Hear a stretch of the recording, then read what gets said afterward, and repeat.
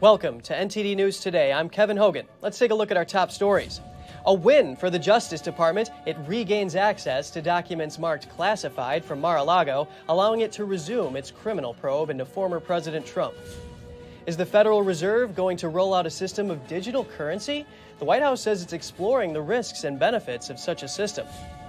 In light of Texas designating cartels as terrorist organizations, a former DEA agent is calling for an Operation Warp Speed to crack down on them. He cites Florida's AG calling fentanyl a weapon of mass destruction and compares Mexican cartels to ISIS. Russia and Ukraine make a surprise prisoner swap that includes almost 300 people. 10 are foreigners of various nationalities who fought for Ukraine.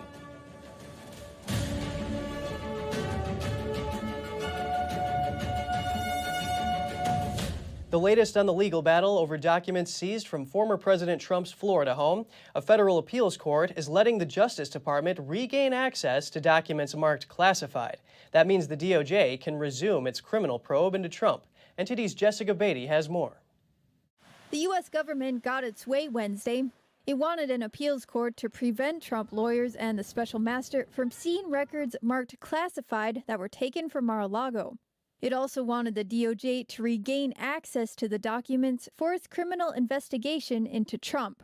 The court's emergency intervention reverses a trial judge's ruling that blocked federal investigators' work on the documents. It also partially halts the special master's review of that subset of about 100 records, which might have allowed Trump's legal team to see them.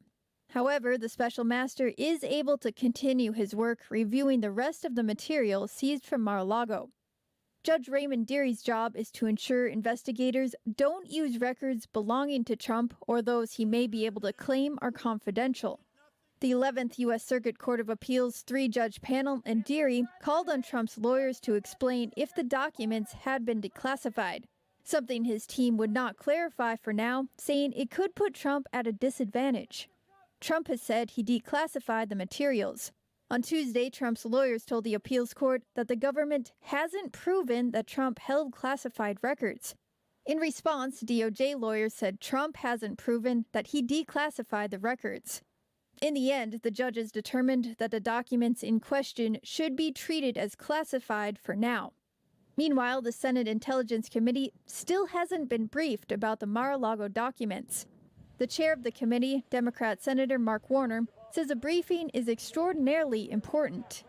The potential national security damage that could be done with mishandling of classified documents. The first thing you learn when you go on the Intelligence Committee is how important to keep our country's secrets. Warner's calling for a briefing on the Mar-a-Lago documents soon. Jessica Beatty, NTD News.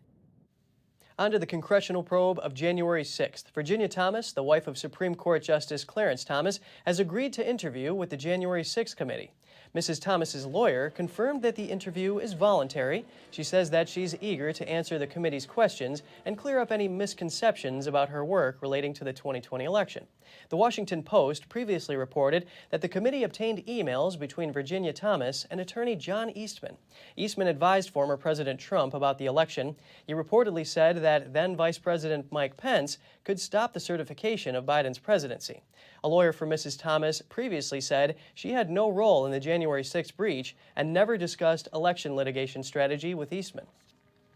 And the Biden administration is closely examining the possibilities for issuing a central bank digital currency. This is according to a White House report. Here are the details. According to a technical report prepared by the White House Office of Science and Technology Policy, the White House is exploring the risks and benefits of central bank digital currency, or CBDC. The report says such a system could integrate seamlessly with traditional forms of the U.S. dollar, improve existing payment systems, ensure global financial interoperability, advance financial inclusion and equity, protect national security, provide ability to exercise human rights, and align with democratic and environmental values, including privacy protections. It also says that the digital currency should be used to administer social benefits, conform with environmental priorities, and prevent the use of the digital dollar in ways that violate civil or human rights. The report does not specify whether the CBDC would need a third party for payments to go through between a sender and receiver. If it does, it would go against decentralization, one of the basic tenets and advantages of adopting cryptocurrencies. According to recommendations, the CBDC system would be managed by either a set of trusted entities, a network of system participants, or a combination of the two. But there are still privacy concerns associated with the central bank digital currency system. Alondra Nelson, head of the White House Office of Science and Technology Policy, said last week, quote, "A U.S. CBDC could also introduce a variety of risks, as it might affect everything ranging from the stability of the financial system to the protection of sensitive data." In March, 3 Republican senators put forward a bill to prohibit the Federal Reserve from issuing CBDC directly to individuals. They're warning that it could end up being used as a financial surveillance tool. Senator Ted Cruz said, quote, "This bill goes a long way in making sure big government doesn't attempt to centralize and control cryptocurrency so that it can continue to thrive and prosper in the United States."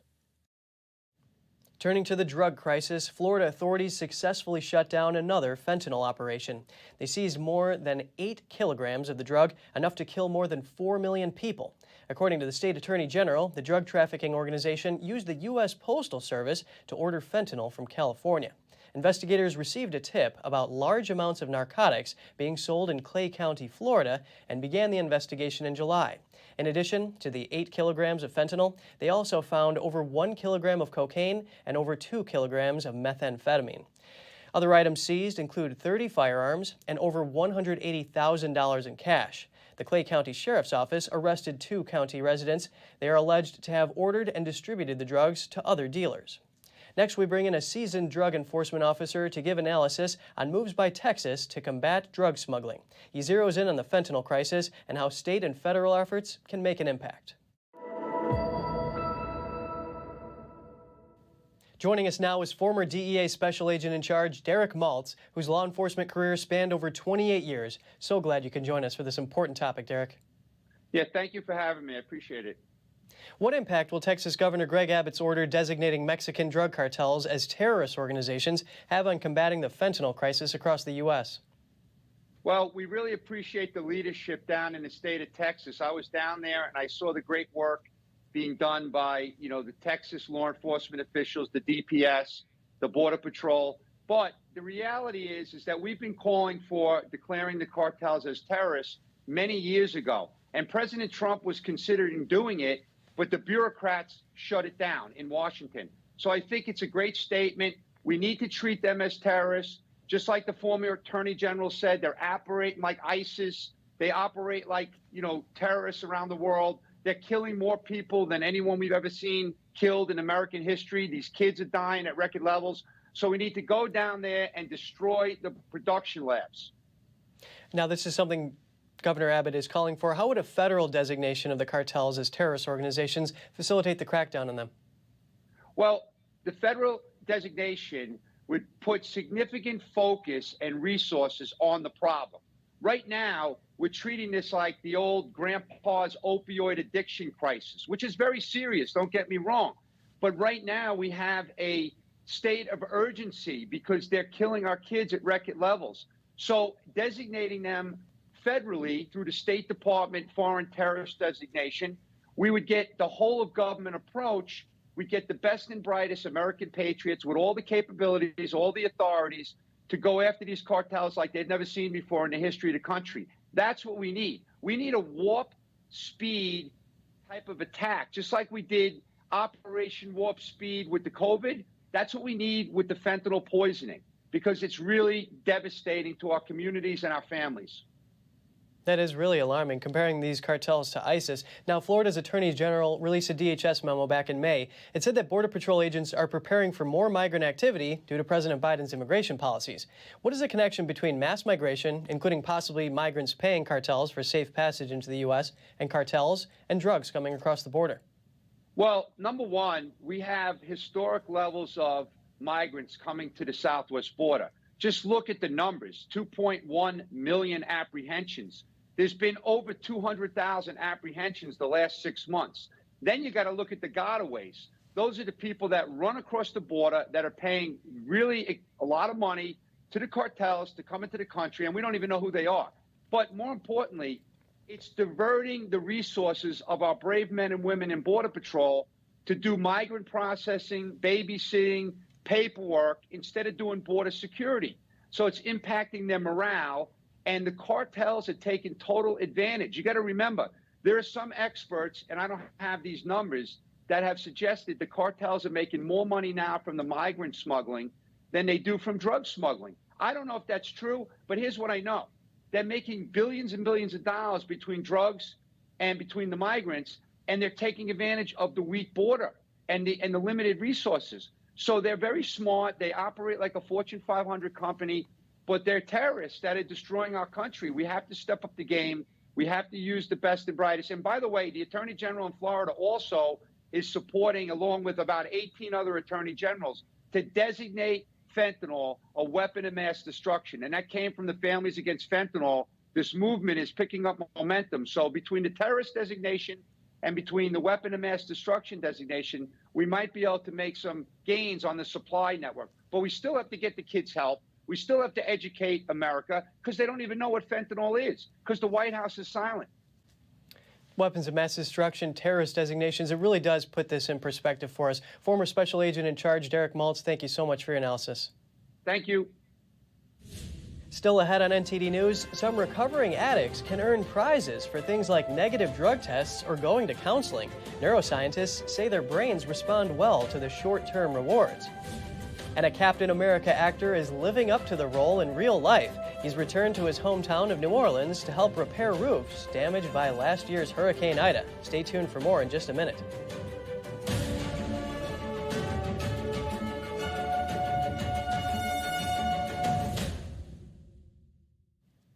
Amazon founder Jeff Bezos and CEO Andy Jassy now must testify in an investigation into the company. The Federal Trade Commission is investigating whether the company misled people into subscribing to Amazon Prime and other services. Amazon previously claimed that FTC staff were harassing the two men and imposing undue burdens on them.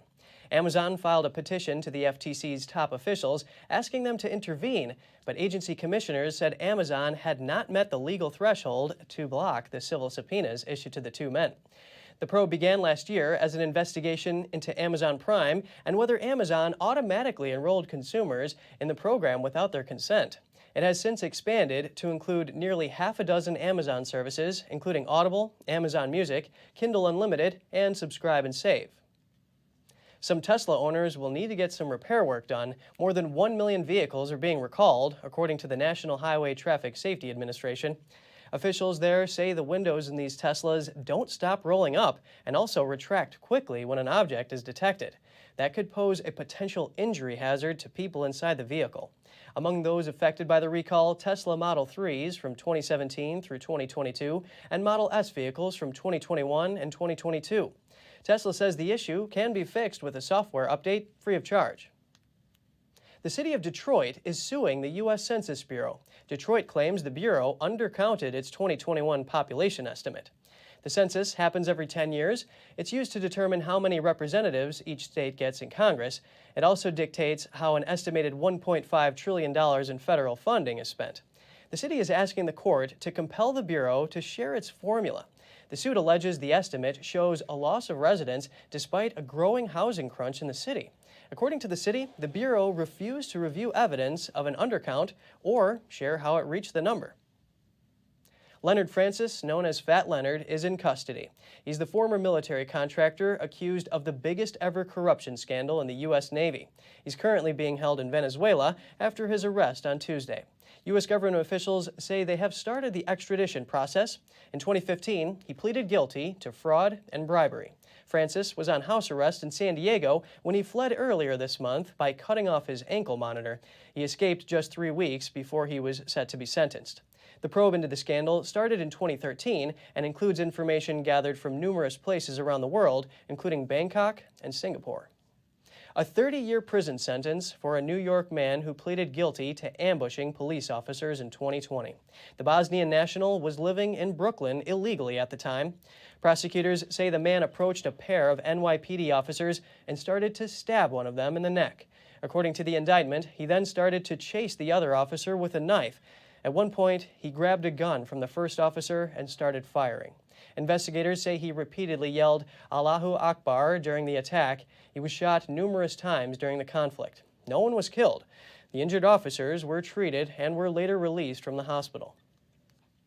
The state of Florida is asking the Supreme Court to make a ruling on its social media law. The law allows political candidates to sue social media platforms if they are blocked or removed for more than 14 days. Tech industry companies that impose the Florida measure argue it infringes on their First Amendment rights, but one of the opponents, NetChoice, says it welcomes Florida's petition to the High Court to help settle the matter. Some are concerned a ruling in favor of the new law would force tech companies to host spam and hate speech on their platforms. Others say social media is the new town square and shouldn't be allowed to censor people. Video of California detectives interrogating Sherry Papini in 2020 is released. The Northern California mother of two was sentenced on Monday to 18 months in prison for faking her own kidnapping. It's not an abduction. She asked me to come get her. No. I rented a car. No. I drove up and picked her up. He passed the polygraph test, Sherry. If that's not what happened, what did happen, Sherry? I don't know. No, there's no way. It's James. There's no way. There's no way. The DNA doesn't lie. His DNA His DNA was on you. There's no way. She faked the kidnapping so she could go back to a former boyfriend. The ordeal led to a 3-week multi-state search before she resurfaced on Thanksgiving Day in 2016. The August 2020 interview shows her breaking down in tears as she's questioned by investigators from the Shasta County Sheriff's Office, accompanied by her husband.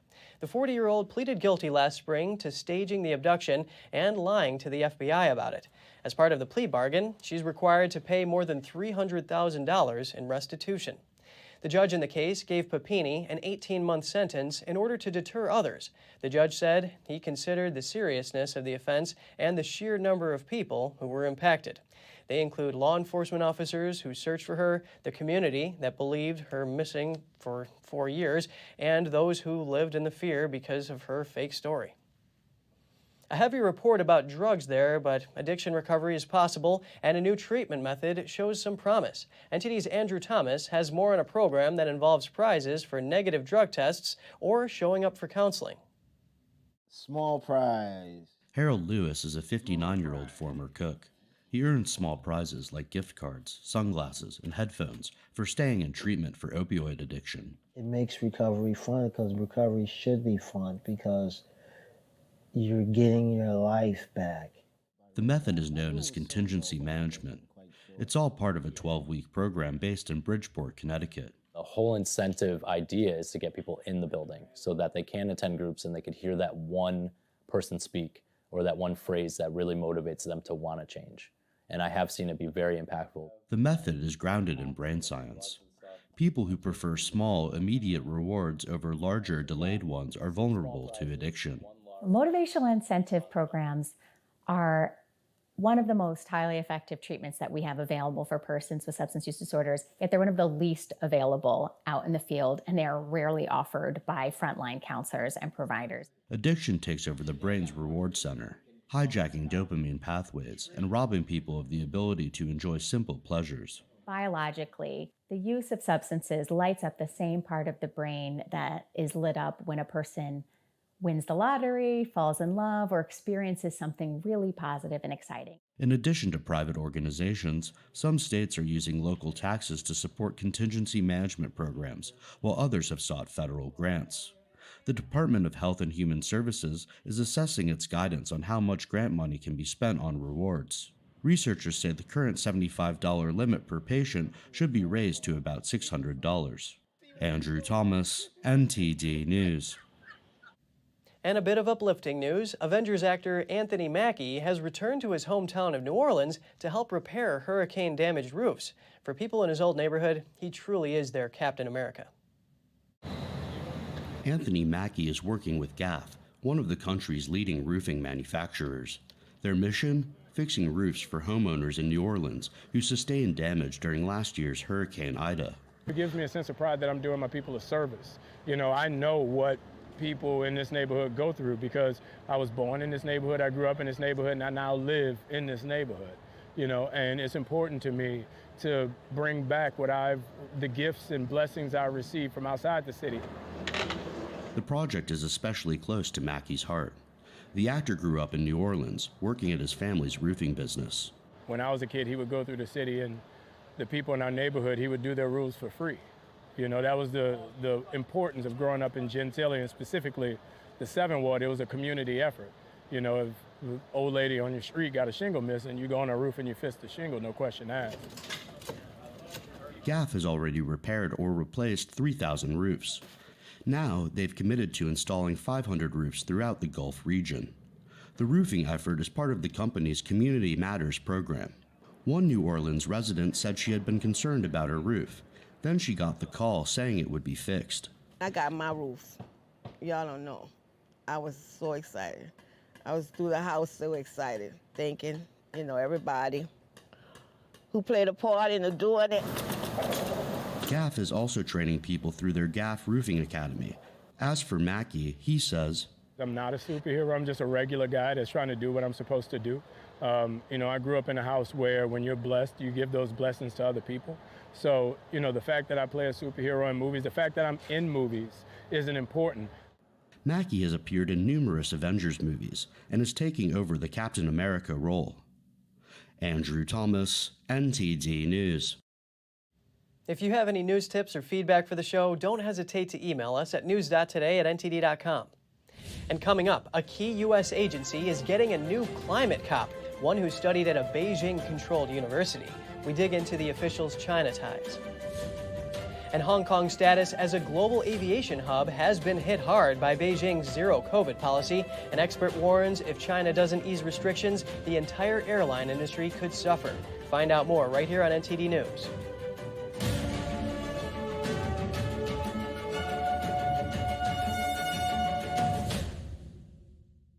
Hello, I'm Mike Lindell, and due to your incredible support, the original My Slippers are almost completely sold out. As a special thank you, I am launching my brand new all-season slippers, slides, and sandals for as low as $29.98. This is a limited time offer, so go to mypillow.com or call the number on your screen. Use your promo code and you'll get all my new footwear for as low as $29.98. My all-season slippers are made with my exclusive 4-layer design that you won't find in any other slipper. They're finished with a breathable fabric so you can wear them all year round. And my new slides and sandals are made with patented impact gel, making them ultra comfortable and extremely durable. I guarantee they'll be the most comfortable footwear you'll ever own. So go to mypillow.com or call the number on your screen now to get your very own all-season slippers, slides, and sandals for as low as $29.98 with your promo code. This is an introductory offer and it won't last long, so order now.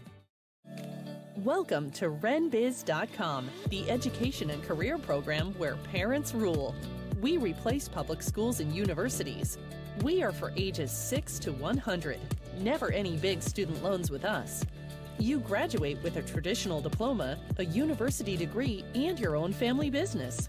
Adults returning to obtain better careers. Parents looking for better academic and career opportunities for their kids. At Businessication, you spend 50% of your time on traditional education and 50% on business education, including setting up your own family business.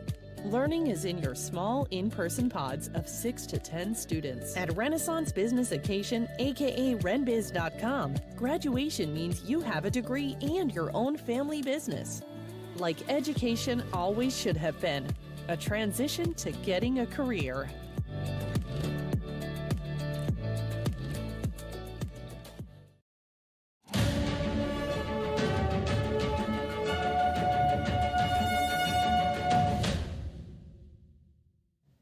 Welcome back. Japan intervened in the foreign exchange market today for the first time in 24 years. They hope to prevent the yen from weakening further against the dollar. Japan's Vice Finance Minister for International Affairs said, quote, "The government is concerned about these excessive fluctuations and has just taken decisive action." When asked by a reporter if the decisive action meant market intervention, he responded in the affirmative. It's the first time since 1998 that the Japanese government intervened in the foreign exchange market by buying yen. Earlier today, the Bank of Japan announced that it will maintain its ultra-easing monetary policy. This signals their resolve to remain an outlier among G7 nations scrambling to curb inflation with tight policy. A key bureau under the Treasury Department is getting a new chief climate officer. The new climate cop, Yuanina Chen, studied at a Communist Party-controlled university in China. NTD's Juliet Song has more on that.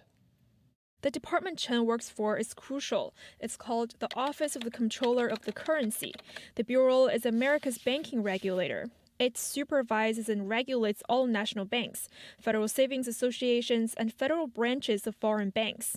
Yue Chen's responsibilities include focusing on climate risk management frameworks for the federal banking system. She will report to acting comptroller Michael Su. Chen got her bachelor's degree from China's Tsinghua University. The university hosts laboratories linked to the Chinese military. And one of its key research areas is defense, including missiles and artificial intelligence. It's also supervised by a defense industry agency for the Chinese Communist Party. The regime controls Tsinghua University through a Communist Party committee. In a speech this July, the head of the committee, Chou Yong, reminded all of the party members about the importance of being loyal to the Communist Party. He said he hopes all party members will forever take the party's leadership, direction, and will as their own. It's unclear if Yue Chen is a Communist Party member. NTD has reached out to the Office of the Comptroller of the Currency, but did not immediately receive a reply. Juliet Song, NTD News. Hong Kong has lost its position as a global aviation hub thanks to China's zero-COVID policy. That's according to Willie Walsh, Director General of the International Air Transport Association. But, you know, I look at Hong Kong devastated by the policies, not by the virus, let's be honest. It hasn't been devastated by the virus, but devastated by the policies that have been adopted. You know, Cathay Pacific is a shadow of its former self as a result. Hong Kong has lost its position as a global hub and will struggle to regain it because other hubs have taken advantage of it. The past summer saw a pickup of flight demand across the globe, but Beijing is still enforcing strict border and social curbs related to COVID-19. Hong Kong is traditionally a major hub where passengers transit between international flights and on journeys to China. It's also home to the head office of Hong Kong's flagship carrier, Cathay Pacific. The airline has suffered heavy losses under Beijing's zero-COVID policy. Walsh warned that if China continues its restrictions next year, recovery from the pandemic will be slowed in the entire aviation industry. He said the IATA is closely watching for any signs that China will ease its curbs. China says it aims to achieve a so-called reunification with Taiwan. A Chinese regime spokesperson referred to that prospect as peaceful on Wednesday. This following weeks of military maneuvers and war games by Beijing near the island. Let's zoom in. The spokesperson from China's Taiwan Affairs Office described complete reunification as a must for Beijing, though he didn't give details on a time frame. He also promised Taiwan could have a social system different from the mainland, one that ensures their way of life is respected, including religious freedoms. But he noted that was under the precondition of ensuring national sovereignty, security, and development interests. It's not the first time China has made this kind of promise. Before Britain handed Hong Kong over to Chinese rule in 1997, Beijing committed to upholding the Sino-British Joint Declaration. The agreement stated that Hong Kong would enjoy a high degree of autonomy for at least 50 years and guaranteed freedoms not enjoyed in mainland China. But 25 years later, the financial hub saw increasing arrests of pro-democracy activists and suppression of freedom of speech. As for the term reunification, Communist China has never ruled Taiwan. The island's officials say Beijing's sovereignty claims are void. And just ahead, Russia and Ukraine make a major prisoner swap involving almost 300 people. Foreigners who fought with Ukraine were all sent to Saudi Arabia. And young Russians express worry over being drafted after Moscow puts out a new mobilization for the Ukraine war. Russia's opposition leader criticizes the move. Stay tuned for more in just a minute.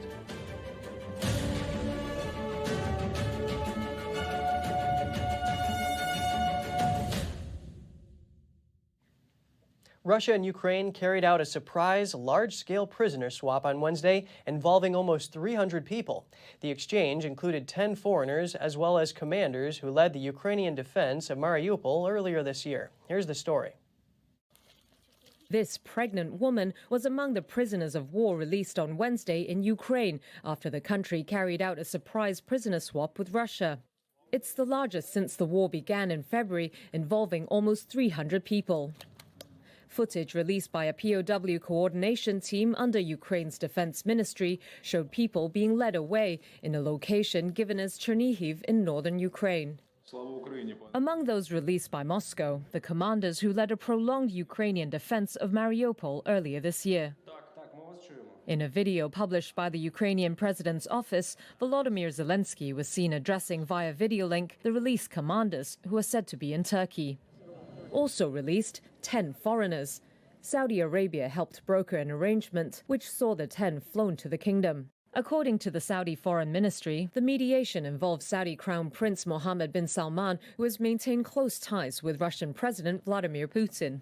The freed prisoners were American, British, Croatian, Moroccan and Swedish nationals, the ministry said in a statement. Thank you very much. The timing and scale of the swap came as a surprise.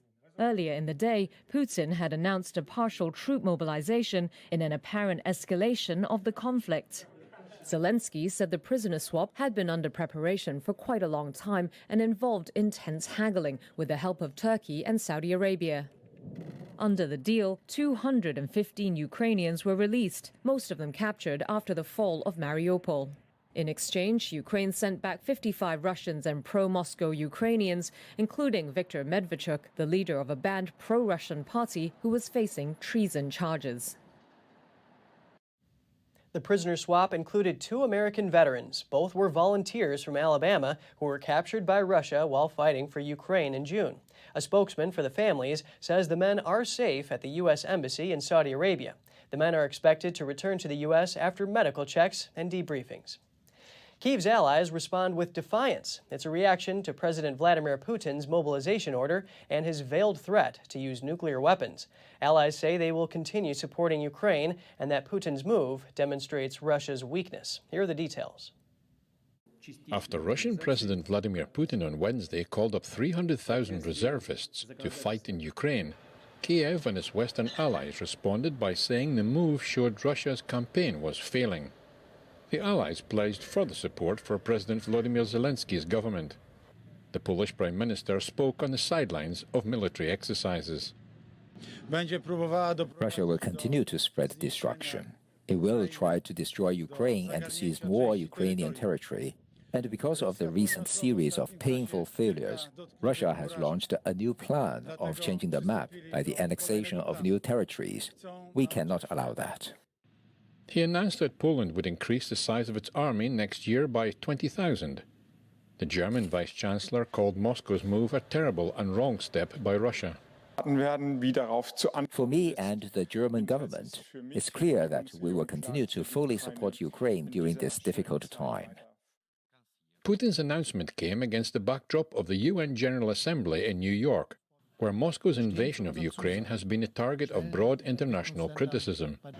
French President Emmanuel Macron dismissed plans to hold referendums on Russian-occupied regions on joining Russia. Russia declared war. It invaded this region. It bombed it. It killed people. It made other people flee. And now it explains that in this same region, it is going to organize a referendum. If this were not tragic, we could laugh. This is cynicism, and therefore obviously it will not be recognized by the international community.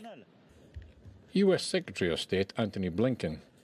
That both of these things are happening this week as we're at the United Nations shows his utter contempt and disdain for the United Nations, for the General Assembly, for the United Nations Charter. Estonian Prime Minister Kaja Kallas said Putin's nuclear threat is meant to fuel fear and terrorize the wider public, but that Europe will not yield. Some young Russians say they are worried about being drafted after President Putin announced the partial mobilization order. Kremlin critic Alexei Navalny says Putin is sending more Russians to their death for a failing war. Here's the story. On the streets of Moscow, some young residents admitted they were worried about the prospect of being drafted into the military after a partial mobilization announced by President Putin. You always feel worried in moments like these, because you have a wife and kids, and you think about that. I would not want to leave them in case something happens. Another young man said it was better not to pay attention to news of Moscow's so-called special military operation. You're better off not burdening yourself with it, because if you start to think about it too much, get bogged down in it, nothing good will come of it. Older residents mostly welcomed the news that Moscow-controlled regions in eastern and southern Ukraine are set to hold referendums on becoming parts of Russia. I think it's long overdue. People don't want to live under bombardments anymore. They want to live decently. That's why they are looking to be rescued by joining Russia. It's very logical. They are our people. We need to protect them, and we need to be united in everything. Russian opposition leader Alexei Navalny said during a court hearing that the size of the crimes committed by Putin is expanding with the partial mobilization of reservists.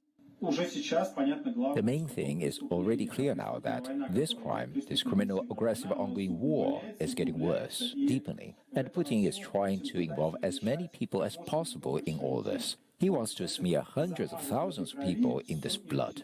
Of course, it will lead to enormous tragedies, a huge amount of losses. It won't lead, and it can't lead to anything good.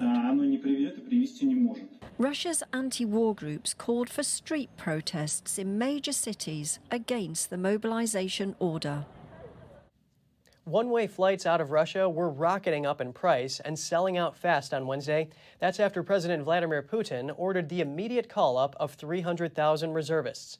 Putin's announcement raised fears that some men of fighting age would not be allowed to leave the country. The Kremlin declined to comment on whether the borders would be closed to those subject to the mobilization order. Officials asked people to be patient while the law is clarified. Meanwhile, Google Trends data showed a spike in searches for Aviation, Russia's most popular flight booking site. Direct flights from Moscow and Istanbul and the city of Yerevan in Armenia were sold out on Wednesday. Both destinations allow Russians to enter without a visa. Flights from Moscow to Istanbul via Turkish Airlines were either all booked or unavailable until Sunday. The cheapest flights to Dubai cost more than $5,000, about 5 times the average monthly wage. The head of Russia's tourism agency said no restrictions have been imposed on traveling abroad so far. And if you have any news tips or feedback for the show, don't hesitate to email us at news.today@ntd.com.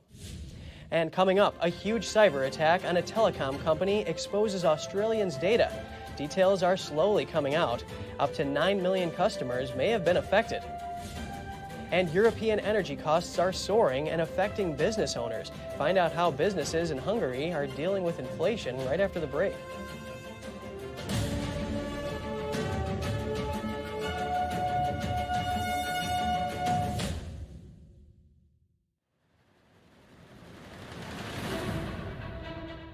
I think it's entirely unprecedented.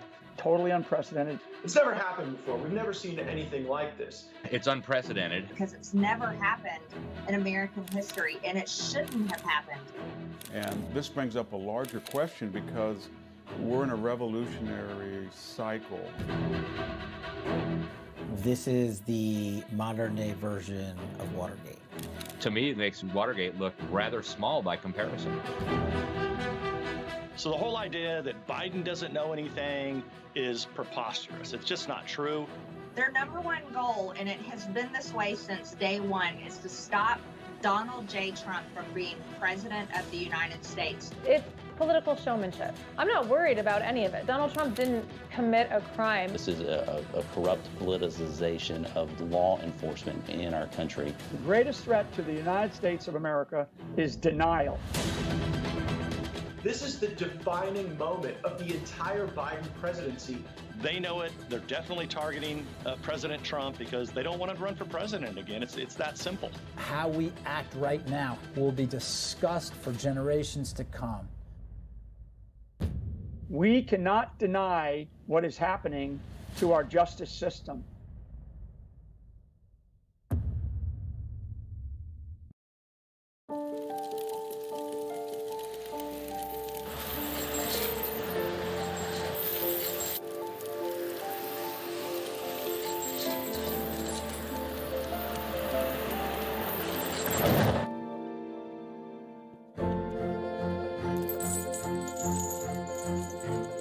Did you know dragging chains can spark a wildfire?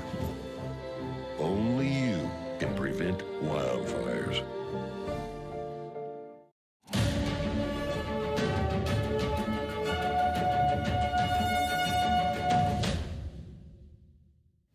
Good to have you back with us. A huge cyber attack in Australia. Optus, a branch of Singapore Telecommunications, says it's investigating the unauthorized access of customer details.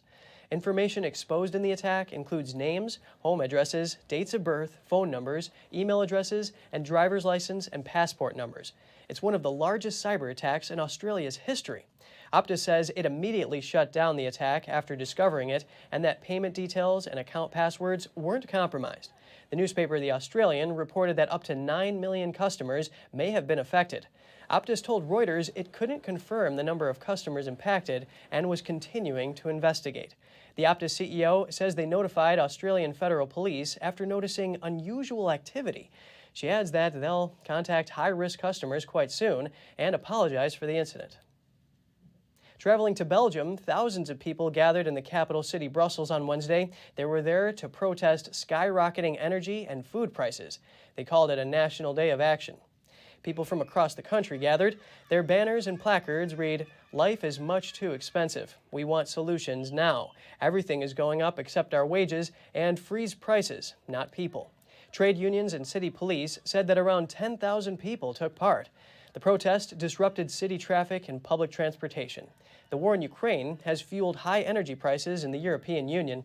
Electricity bills have more than doubled in Belgium over the last year.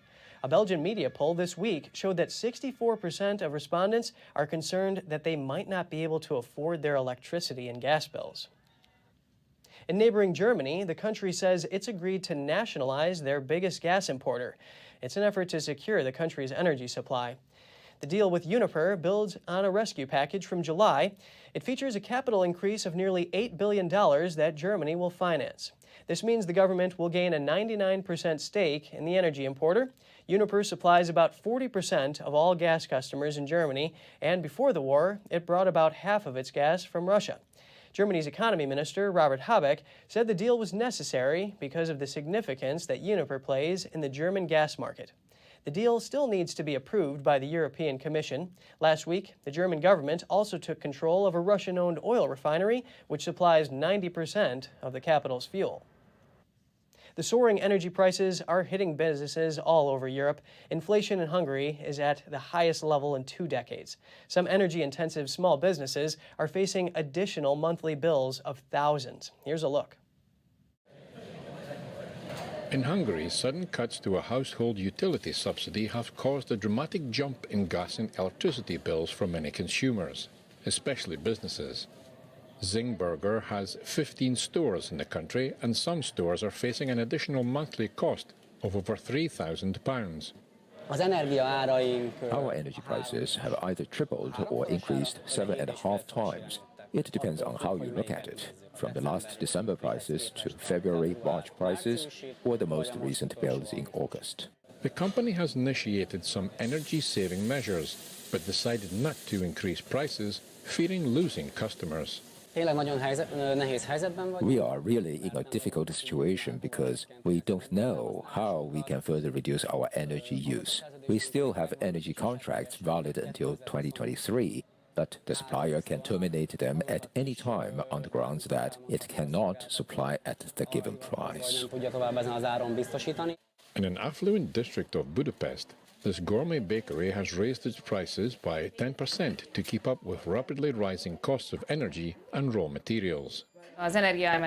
We think that a twofold increase in energy costs still fits into the operation of our business and into our calculations. But in the case of a 3- to 4-fold increase, we will really need to think about whether we can keep going. Even though Hungary had its hottest summer on record this year, the bakery took to reducing its use of air conditioning and sought to ensure that its baking ovens do not run needlessly without bread inside. The future of the business is important. On the other hand, the livelihoods of 5 families depend on our decisions about the rising energy prices. The price of flour, and especially butter, has risen dramatically in recent months, prompting the bakery to use olive oil rather than butter in many of its bread and pastries to cut costs. The government has announced a support scheme for energy-intensive small businesses. It will cover half the increase in their energy bills compared with last year's levels. France is trying to boost the use of bicycles as a transportation method, especially in rural areas. The country announced new funds to support cycling and cycling infrastructure next year. 250 million euros, or roughly $246 million, will boost bike infrastructure and finance cycling lessons for 800,000 school children. French Prime Minister Elisabeth Borne said that cycling in cities has really taken off in cities in recent years, and that cycling can also be a mode of transport in rural areas. Borne launched a cycling initiative when she was transport minister 4 years ago. France added thousands of new miles of new bike lanes and rolled out subsidies for buying bicycles and bike training for children. Bikes had become the most sold means of transportation in France. 2.7 million were sold in 2021. And just ahead, community gardens are making a comeback in Australia's backyards. With food prices on the rise, these small spaces yield free produce and something more important. Find out in just a minute.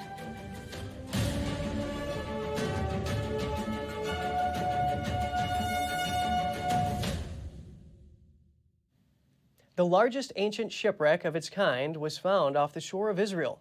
Researchers say it shows that traders from the West still came to port even after the Islamic conquest of the Holy Land. The merchant ship is made from fir and walnut trees and carried containers with delights from far-off lands. It sank in the shallow waters near Israel. The shipwreck is dated to the 7th or 8th century A.D. It was around the time the largely Christian empire was losing its grip on the area. Islamic rule was extending its reach of the eastern Mediterranean region. The director of the excavation says it's evidence that trade continued in the Mediterranean despite the religious divide. She said it reverses previous ideas about the ending of international commerce in the region. Researchers hope to find a hull to display the ship in its entirety. Otherwise, they will cover it with sand and leave it at the sea bottom with the countless other shipwrecks. Community gardens are spouting up in the backyards of Australians. For modern city dwellers, these small spaces offer something more than just free produce. Let's take a closer look. Community gardens have been tucked away in Australia's cities and suburbs for decades. But concerns about rising food prices and the preservation of urban spaces are bringing them back. When I drive past, I see people in here like chatting and like gardening together, and yeah, that's what it's really all about. These little patches of earth provide not only free produce, but a place for interaction and connection. While some are kept under lock and key, others operate as free-for-all. Open to anyone. It's just like safe space for everyone to kind of come and mingle and join together. And it was really about bringing the community together and connecting people in a day and age when we're not as connected. More and more of these projects are emerging with support from local councils, charities, and other organizations. This is a marvellous opportunity for people who might feel a little bit isolated in the city, that they can come down and meet their neighbours. Martin is a resident of Adelaide. He has helped run the first urban parklands community garden there for over a decade. Like him, a lot of gardeners start out with no idea how to use their space. I didn't know anything about gardening, but you come down here and you meet people who have gardened for 40, 50 years and are a wealth of information, so you learn a lot just by being with them. Volunteers are the key to the success of these programs. It's giving back to people. It's wonderful in this particular community to be able to come together. It's so lovely when you think about that all the people around here can come in, they can get something free. It takes hours of work to keep the garden thriving all year round, but for them, the payoff is worth the effort. Do you have fond memories of your grandparents? They always loved seeing you and made you feel special. Today, with families separated by distance, 2 generations are missing out. Here's Gina Marie, who brings us Strong Mind and Body.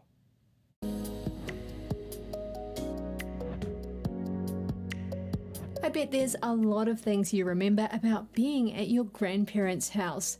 Those memories of yours are shared by your grandparents also. But times have changed, with many families living on opposite sides of the country or even overseas. A new study comparing Asian and Western societies has found that strong grandparent-child relationships have reciprocal benefits for the whole family.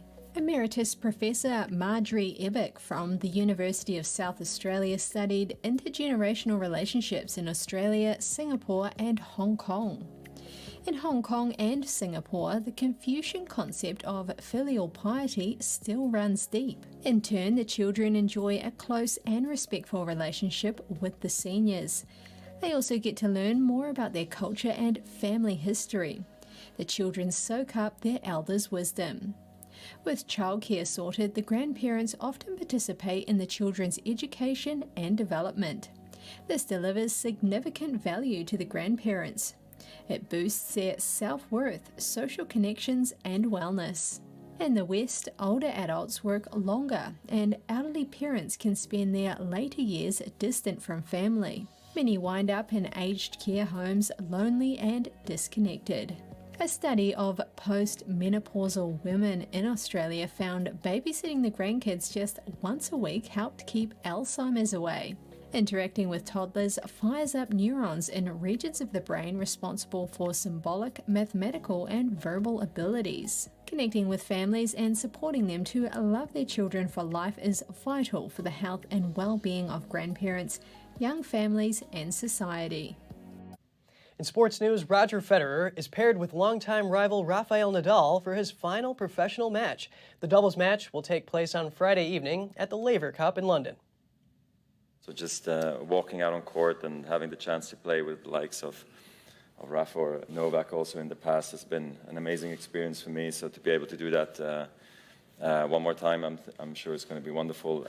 After all the amazing things that we shared together on and off court, be part of this historic moment going to be something amazing, unforgettable for me. Federer and Nadal have won 42 men's Grand Slam singles titles between them. The two have met 40 times in ATP Tour competitions. Nadal won 24 of those matches. Federer is only playing in one doubles match at the Laver Cup, a team competition between Europe and the rest of the world. Federer announced last week that he will retire from professional tennis after the Laver Cup. The tennis legend said he had to recognize when it is time to end his competitive career. The Laver Cup takes place from September 23rd to the 25th. By the time of the 2028 Los Angeles Olympics, modern pentathlon could look different. A new obstacle course race could replace horse riding as one of the disciplines. This November, the International Federation of the sport will vote on whether to adopt the obstacle course race and get rid of horse riding. After that, they will submit the change to the International Olympic Committee, or IOC. The IOC dropped modern pentathlon from the initial list of sports for the Los Angeles Games, but the sport could still be included in the final list. Horse riding has been an element of modern pentathlon for more than a century. The decision to drop horse riding came after last year's Tokyo Games, when a German coach struck a horse when it refused to jump a fence. This led to widespread criticism of the sport. And that's all for today's program. We're really glad to have you with us. Please send us an email if you'd like to tell us something. We're going to put it on screen. For podcasters, that's news.today@ntd.com. I'm Kevin Hogan, NTD News, New York City.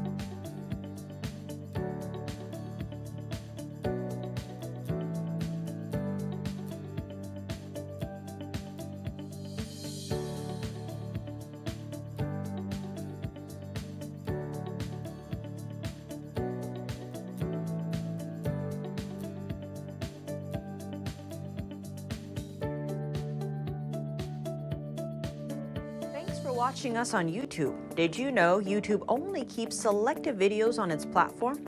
So if you want to make sure you get the full picture, just subscribe to our newsletter. Go to newsletter.ntd.com and sign up. It's free.